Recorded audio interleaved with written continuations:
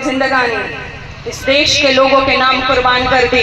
उन सभी महापुरुष, महान संतों, महान ऋषियों, महान वीरांगनाओं, देवियों को मैं शत शत नमन करती।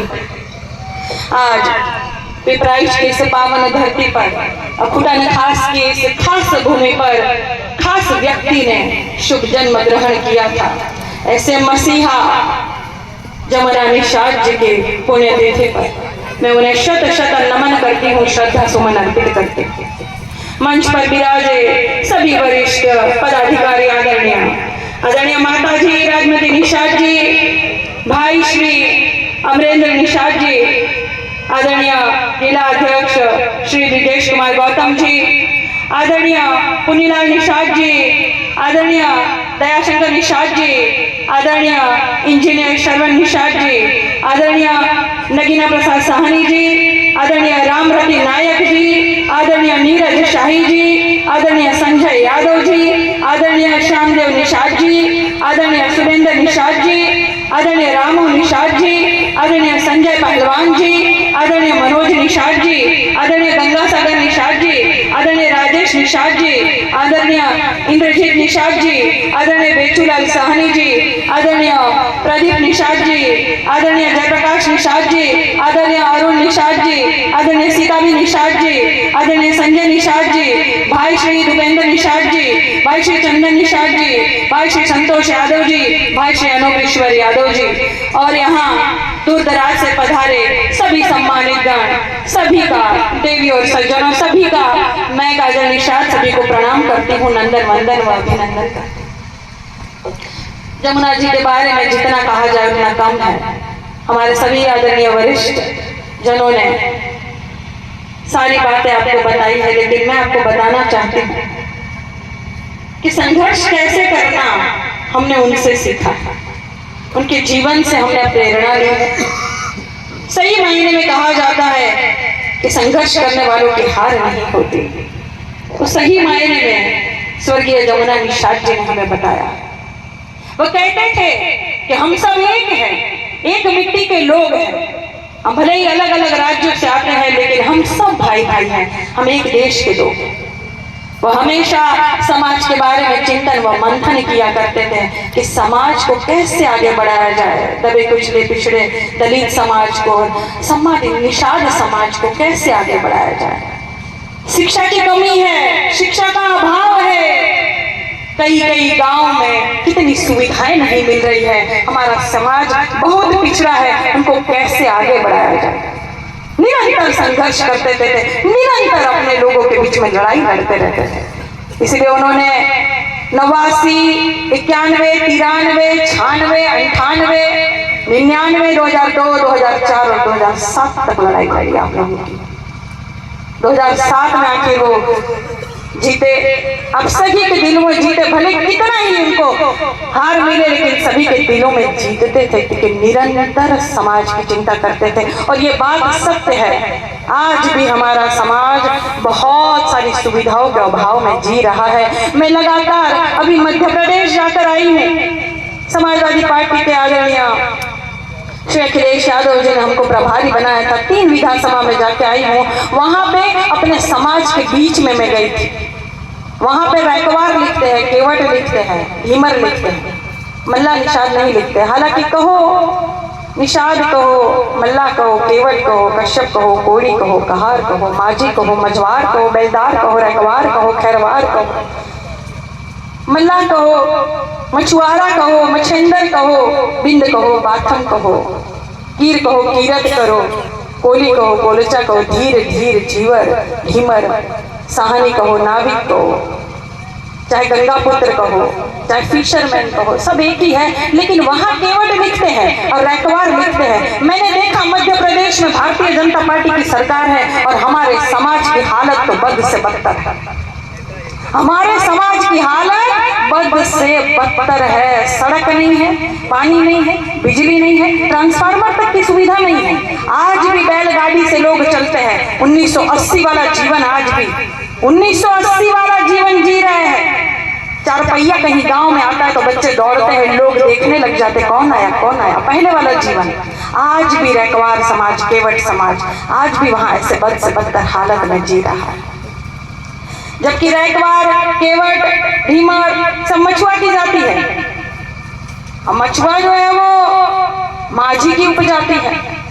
माझी मध्य प्रदेश में अनुसूचित जनजाति में आते हैं, लेकिन अनुसूचित जनजाति का आरक्षण का लाभ भी हमारे समाज को नहीं मिल रहा। वहां कोई सुविधा नहीं मिल रही है, शुद्ध नहीं लेते हैं लोग वहां पर। ये सारी चिंता जमुना जी करते थे। हमको और आपको करने की भी आवश्यकता है। कौन लड़ेगा इतना, कौन इतना संघर्ष करेगा भाई। बेचारे अमरेंद्र बाबू अपना बचपना भी खो चुके। कब वो जवान हो गए, कब बड़े हो गए, कब जिम्मेदारियां कंधों पर आ गई, उस बालक को पता ही नहीं चला। लगातार लड़ रहे हैं समाज के लिए, लोगों के लिए। लगातार मैं भी लड़ रही हूँ, हार रही हूँ, लड़ रही हूँ, उठ रही हूँ, खड़ी हो रही हूँ, वो भी उठ रहे, खड़े हो रहे। कौन कितना लड़ेगा भाई। एक दिन तो हम भी चले जाएंगे, हमारी भी पुण्यतिथि मनेगी फिर। जैसे माँ फूलन देवी जी की मनती है, जमुना जी की मनती, ऐसे ही तो समाज को जागरूक होने की आवश्यकता है। अब जागरूक नहीं हुए तो कब होंगे। अब 2024 में अगर बदला नहीं लिया जमुना निषाद जी का, या हमारे महापौर के चुनाव में जो धांधली हुई इसका, तो कब लेंगे। हम सभी शूद्र में आते हैं, लेकिन हम बहुत ज्यादा आस्थामय हो जाते हैं, हम मानते नहीं। संविधान के आर्टिकल 340, 41 और 42 में हम शूद्र में आते हैं, ओबीसी में आते हैं, लेकिन हम मानते नहीं है।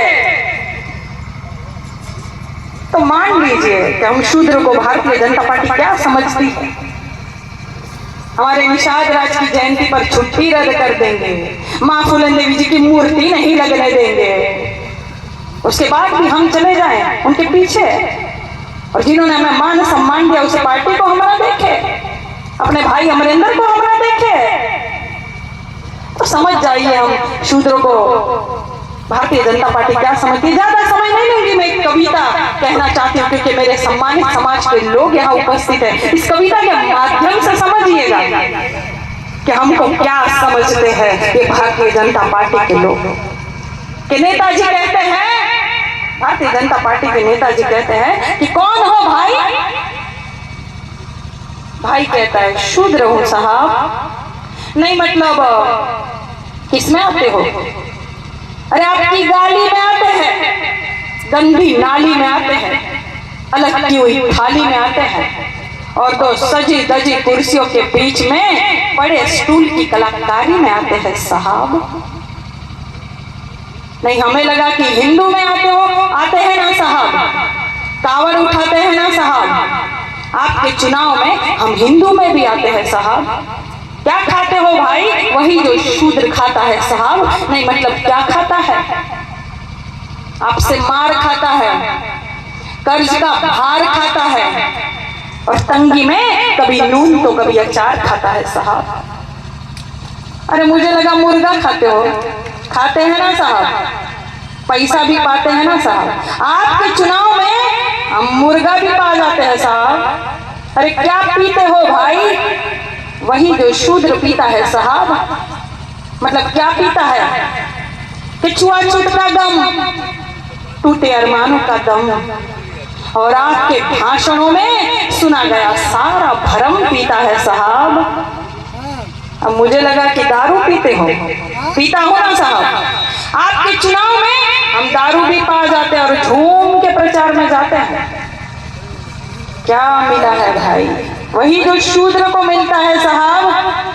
क्या मिलता है, आपसे मार, कर्ज का भार, और तंगी में कभी नून तो अचार मिलता है साहब।